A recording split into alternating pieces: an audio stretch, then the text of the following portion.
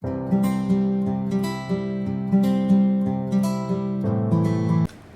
to AETCM, the Emergency Medicine channel.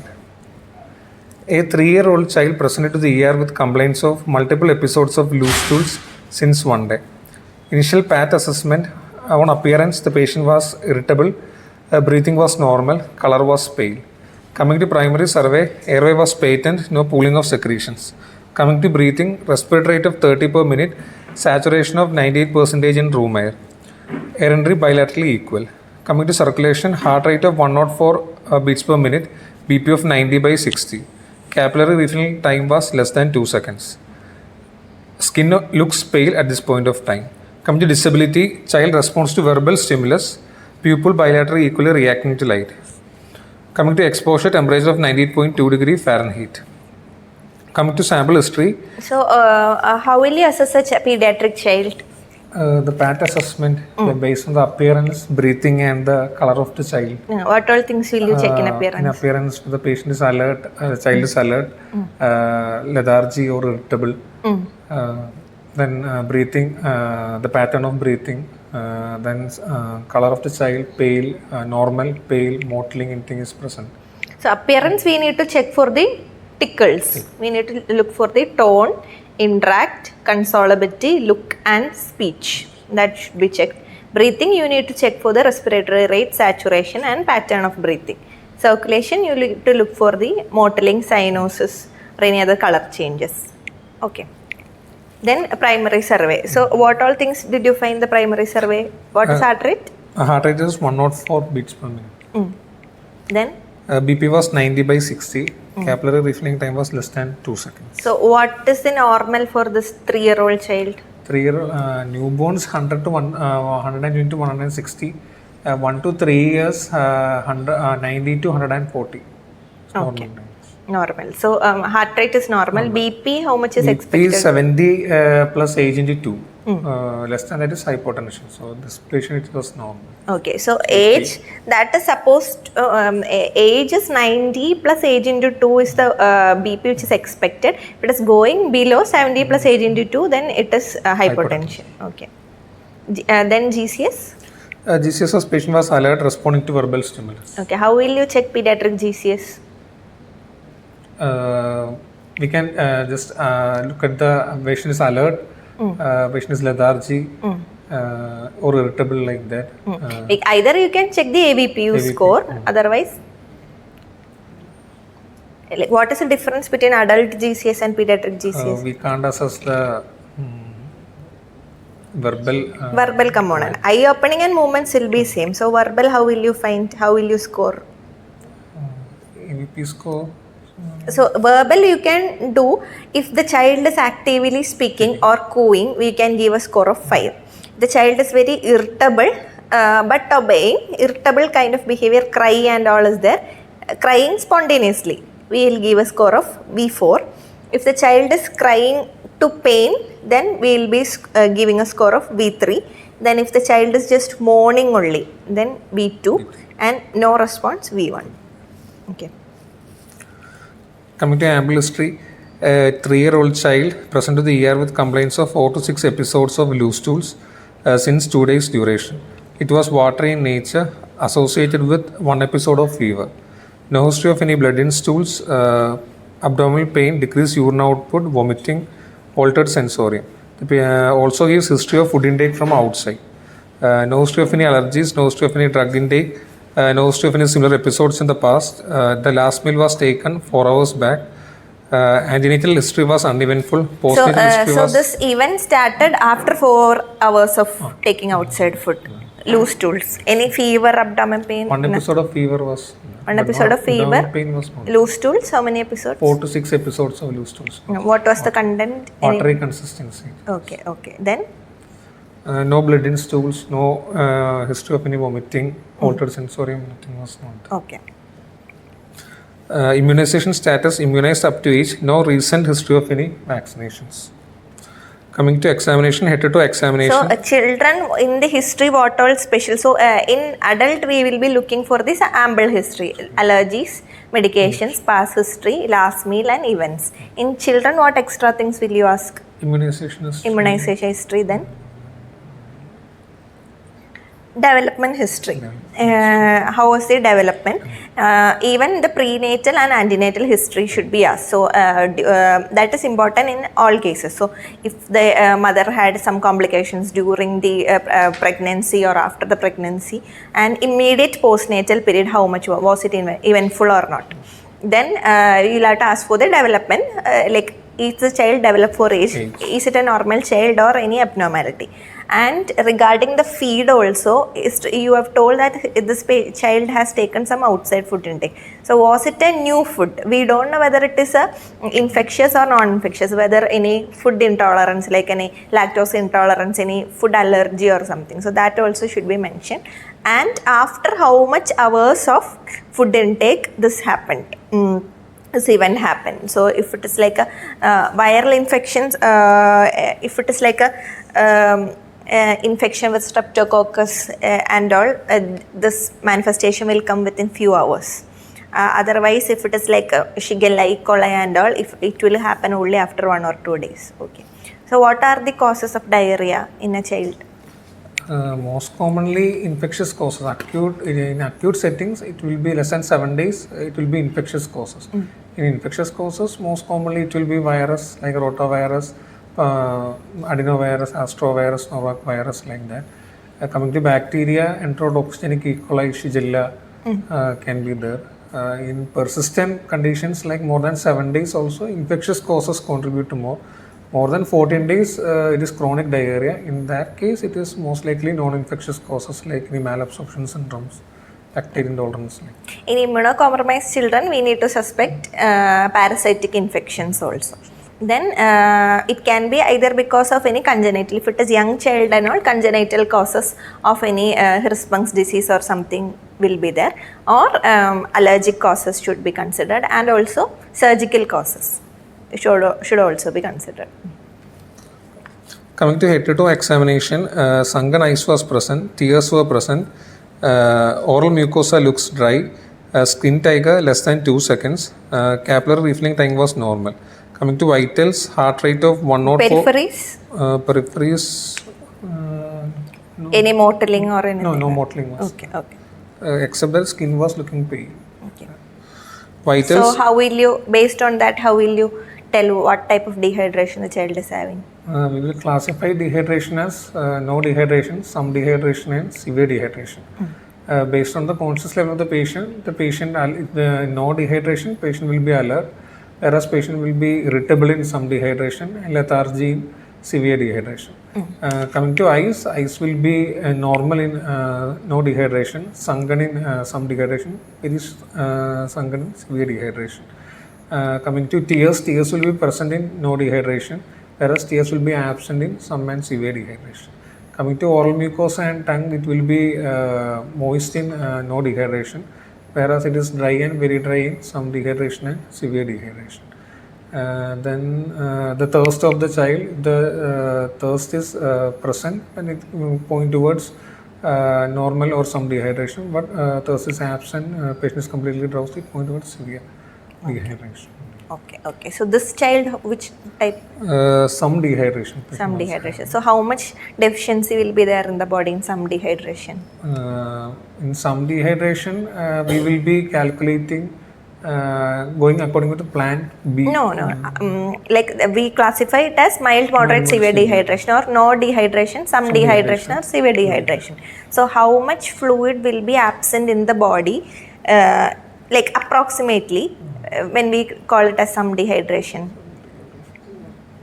Based on clinically only we will be classifying. So if it is like no dehydration or mild dehydration, body might be deficient in 50 ml per kg of fluid. Some dehydration, 50 in between 50 to 100 ml per kg deficiency will be there.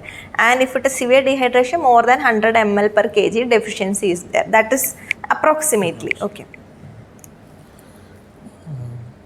Then vitals, heart rate 104 beats per minute, respiratory rate of 30, BT of 90. One more thing, before going to the head-to-toe examination, you need to ask for the social history also. Why social history is important? Here anyway we know that there is a history of outside food intake. Otherwise, social history, how is their sanitary this thing and all, whether it is a common toilet or open defecation, these things and all, whether the child is properly washing the hands. If it is a younger child, whether the child is fully vaccinated, or the child whether breastfeeding, they are still continuing the breastfeeding or not, these things are also important. So if these things are not there, there is high chance of the child to have diarrheal disease. Coming to examination, systemic examination, GIT was soft, no tender bowel sounds were present. Other systems was within normal limits. So in provisional diagnosis was acute diarrheal disease with some dehydration. So When will you plan on doing a scan for the child? Abdominal scan. Patient continuously, we are not able to find the cause, complaints of abdominal pain, multiple. Any abdominal pain, tenderness, persistent fever, and sometimes in case of bloody diarrhea also, we will have to plan on doing an ultrasound or X-ray if you are suspecting perforation or obstruction. Okay. So provisional diagnosis was acute diarrheal disease with some dehydration. Will you do some investigations in this patient? To look for whether it is an infective etiology, we can do investigations to rule out infective causes. Otherwise, when all will you plan on doing investigation? Imaging we just told. Then in case of severe dehydration and suspecting an infectious cause, like patients have multiple fever spike, blood in stools, abdominal pain, like then we can plan on doing abdomen pain, tenderness, and any history of travel, or in case of immunocompromised children, there we will have to do blood test and also stool cultures should be considered. Otherwise, routinely we just have to correct the dehydration in acute diarrheal disease. We don't have to investigate further on it. Okay. So in this patient, we go according to plan B. Plan B, we have to first correct the rehydration, then supplement the replacement doses, then with maintenance fluids. Rehydration, according to the formula. So we will discuss as plan A, plan B, plan C. So this patient is plan B. Otherwise, plan A will be for mild dehydration. Okay. What is plan A? Plan A, for those patients who is having no dehydration, in that we need to supplement only replacement fluids and maintenance fluids. Replacement fluids for ongoing losses. Like less than 2 years, we have to supplement 50 to 100 ml per loose stools, and more than 2 to 10 years, 100 to 150 ml per loose stools, and more than 10 years, we can give fluids liberally. Okay. What fluid will you give? Ringer lactate. It is mild dehydration. We don't have to give IV fluid in mild We can give dehydration. ORS. ORS. So if ORS is not available at home, what? Salt with water. How will you make ORS? In 1 glass of water, we will add 1 teaspoon of sugar and 1 pinch of salt. So you can make ORS solution like that, or we can give any Coconut water. coconut water. The problem is it will contain glucose only. Sodium amount will be less. Whenever you are taking something, if it is like a yogurt and all, if you are taking it will, if it is salted and all, it will contain more of salt. Whatever fluid we are taking, if you are taking soup or something, it should contain both sodium and glucose. So substance which contain both should be used. Why that is important, sodium and glucose? Based on the osmolality, it is when sodium absorption takes place by SGL2 transporter. So sodium and glucose should be in equal concentration to get absorbed. Okay. So in mild dehydration only oral replacement is required, and child should continue on the routine food, breastfeeding. These things should be continued. So either you can use whatever you have told, or if it is a loose stool, after each loose stools and vomiting, how will you supplement?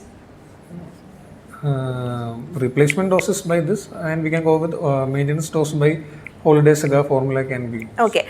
Other than that, or instead of using the age-wise calculation, you can use after each loose stool, the child should be given 10 ml per kg of a fluid, and after each vomiting, child should be given 2 ml per kg of fluid. Like ORS is recommended. ORS or ORS-like solution should be given after each event, and normal diet. Okay. Then plan B.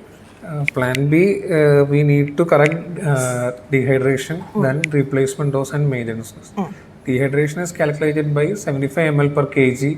So supplement dehydration ORS. is between 50 to 100 ml per kg is deficient for the child. So we will approximately take it as 75 and we will try to correct it over 4 hours. 4 hours. So 75 ml per kg will be given orally over 4 hours. Then Suppose if the child is vomiting, what will you do?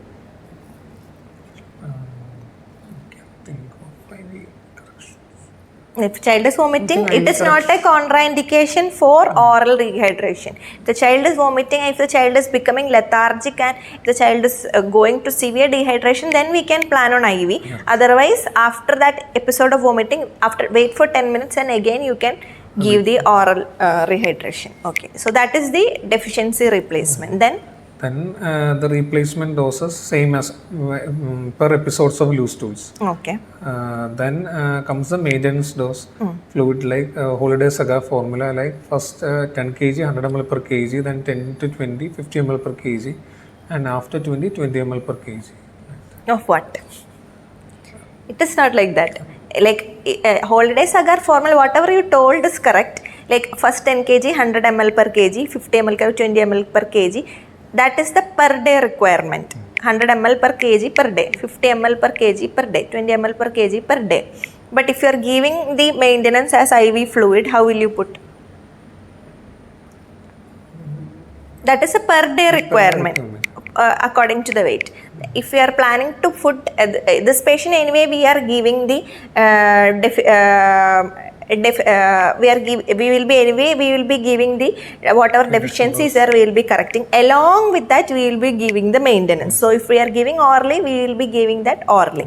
Suppose even in plan C, we might be planning on putting IV line and giving. Then also we will have to give the maintenance dose additionally. So per day we need to calculate, and either you can divide by 24 hours and give, or you can give it as first 10 kg 4 ml per kg per hour. Next 10 kg 2 ml per kg per hour. Then next after that 1 ml per kg per hour. So the one you told is per day requirement. Hourly requirement is first 10 kg 4 ml kg per hour, 2 ml per kg per hour, 1 ml per kg per hour. Okay, that is plan C. Plan B. Plan C. Plan C, the patient will be lethargic and severely dehydrated, so we will need IV corrections. IV corrections at the rate 100 ml per kg IV fluids, preferably oral, and that is again subdivided into 30 ml per kg and 70 ml per kg. Less than 1 year old child, 30 ml per kg in the first 1 hour, 70 ml per kg in the next 5 hours. More than 1 year old child, 30 ml per kg in the first 30 minutes and 70 ml per kg in the next 2.5 hours. Okay, so younger child we will be calculating over 6 hours.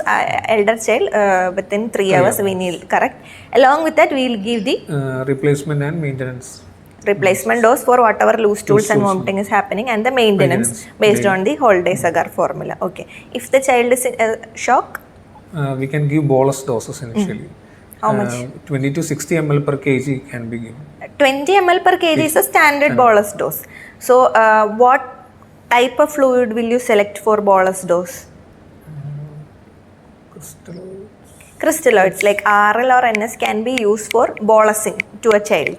Even for deficit replacement, you can use a crystalloid. But if you are giving a maintenance dose, we will have to give any dextrose containing fluid. Okay, either 10% dextrose or 5% dextrose should be given in a maintenance fluid. Okay, so if the child is in hypotension, give 20 ml per kg for the child, then reassess the vital signs. If the child is again in hypotension, give another 20 and maximum up to 60 you can give. If the child is having any cardiac abnormality, how much will you give? 10 to 20. 5 to 10 ml per kg as if it is child is having any congenital heart disease or any history of heart failure, give 5 to 10 ml per kg is the maximum fluid bolus dose recommended. Okay, then what else will you give? Then iron supplementation can be given. Iron? Zinc supplementation can be given. Okay, dose? Less than 6 months 10 mg, more than 6 months 20 mg for 14 days. Okay, mg per kg. mg per per kg. Okay. Then what else will you give? So fluid replacement, then the zinc, then antiemetic. Can be given. If the patient What is having antiemetic? ondansetron can be given. Dose? 0.1 mg per kg. 0.1 mg per kg. Okay. You are not supposed to use which all agents? Perinom, metoclopramide, these things shouldn't be used. Okay. Then other agents? Antibiotics if indicated. Antibiotics if indicated. When will you consider antibiotics? Most probably a bacterial infection, recurrent episodes of fever spike, blood in stools, Okay. and lab values suggestive of bacterial infection. Or any travel history, Travel then history, only. Okay. Then what all things we shouldn't practice?